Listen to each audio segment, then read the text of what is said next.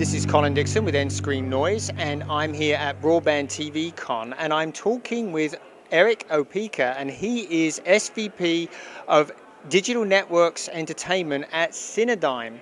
And we just finished doing a panel on new distribution in the OTT world. And Erick, you had such an interesting story for that panel. But before we get to that, why don't you just tell us who Cinedigm is, and then we'll talk about that really interesting story that you had. Sure. Thanks. So Cinedigm is the largest distributor of independent home entertainment in North America. We distribute content in all channels of distribution, everything from traditional DVD to television, theatrical, home entertainment, and digital. But in doing so, we've amassed a catalog of over 50,000 hours of film and television series. My background, having been in digital distribution, seeing where the winds were blowing, it looked like it was a great opportunity for us to take this infrastructure that we have and all of this great content that we have and get into the OTT game. So we launched our first really proprietary channel called Con TV. Launched yesterday. It's contv.com. You can access it. So it's a multi-platform network targeting the Comicon and fandom community. And we're launching this in partnership with Wizard World, which is the largest conventioneer in the space. Now, this is a pretty interesting idea, because what you're doing here is you're tapping into an audience that is already rabid, right? They're already very, very committed to their content, so much so that, they do cosplay and they show up to the conventions and everything. So tell me how you're tapping into that audience and really getting them to sign up and use the service, and then we can talk a little bit about how they actually do that. Sure. So one of the key things that we really focus on when we find a partner and look for a niche to serve is, one, is there a big recognizable brand? Do they have a lot of customers? And frankly, do those customers, are they rabid and an engaged fan space? So when we looked at Wizard World and the Comic-Con space in general, we found a company whose fans and whose business model sort of really fit that notion with us. Wizard World has had millions of people go through the turnstiles at their shows over the last several years. They do over 30 events annually, which means that instead of just one event in July, we're going to be having multiple touch points with audiences year round. And on top of that, Comic-Con audiences are just rabid consumers of media. They watch more content than the average person. They buy more content than the average person. Even just looking, at what these consumers buy and purchase at Comic-Cons, it's an incredible amount of passion for media and content. So we thought it was a perfect basis to launch a channel.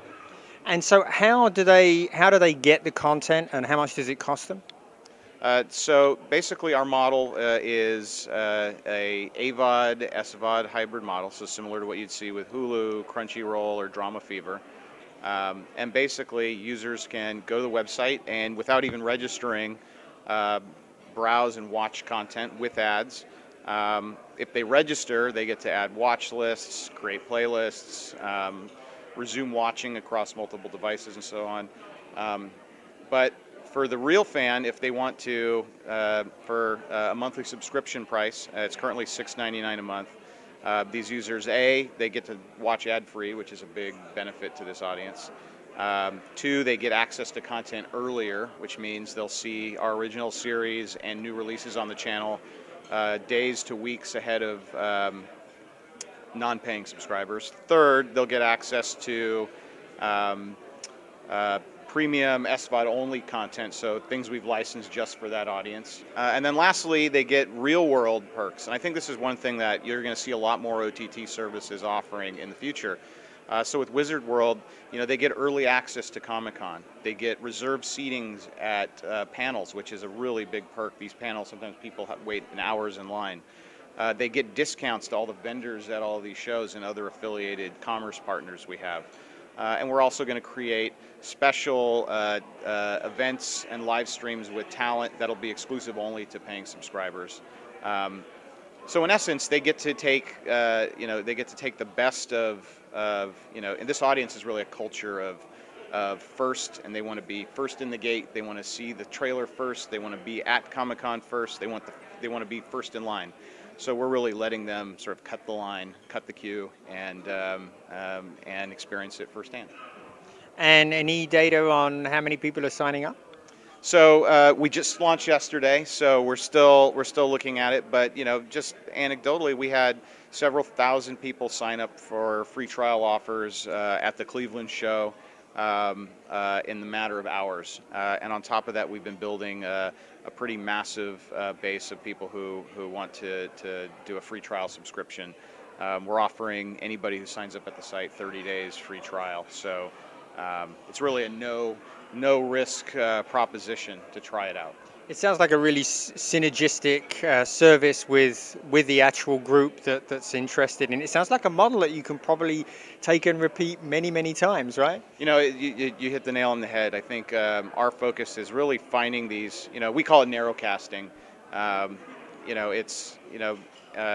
Just coming from the panel that we just did here, traditional cable networks have really moved away from narrowcasting. Everybody wants to chase ratings and be the next TBS, TNT.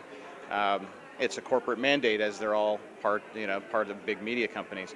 But in the OTT space, a channel with several 100,000 subscribers is a multi-million-dollar business with incredible valuation right now. So we feel that building a portfolio of 8 to 10 of these kinds of networks could make us into a really big player in the OTT space, and really we think as well in this new OTT MSO space that's emerging with Sling, and we feel that every operator is going to get into that space, and we think we're going to be able to offer a really great bundle of channels to those kinds of providers at a really low price relative to what they would get from traditional channels.